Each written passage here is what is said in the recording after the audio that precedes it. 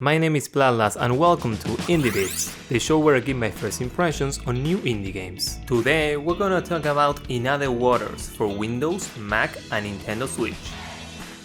The main character of the story, called Ellery, receives a mysterious message from a colleague asking her to come to an alien planet, but on arrival her friend is nowhere to be found. In order to find her, she must explore this planet's ocean and for the first time encounter alien life, while being only accompanied by a malfunctioning diving suit which is controlled by a strange AI, which is actually you, the player. In order to help the pilot of the diving suit you inhabit, you have a lot of different controls. First is the main map, which is used to see the environment and move around. Then there is a death controller that, crazy enough, allows you to control your death. You also have an oxygen and power meter to keep an eye on. And lastly, there are a few extra consoles to manage, such as sample retrieval, which allows you to get bits of the alien organisms in the planet, and even use those samples to interact with the environment or refuel your resources. While exploring, every time you select a new path to follow, you're given a short text description of the environment, and you can also scan alien life to receive information on its appearance. This is a good time to mention that there is no visual aid on this game that shows you how anything looks, including the environment or aliens you encounter. It's all described by text. Something that's also in text is your conversation with your pilot.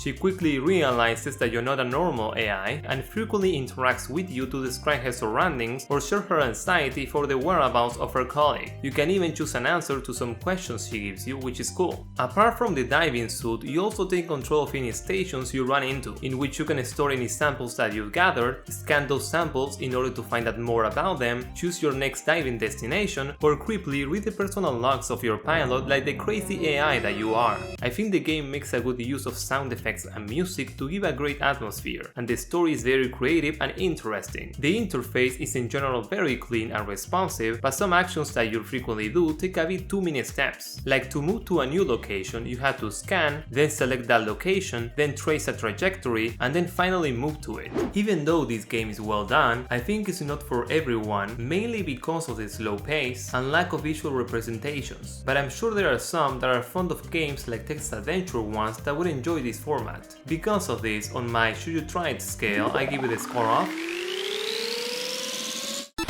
worth a shot. And if you would like to see more reviews on indie games, make sure to subscribe. Have a nice day!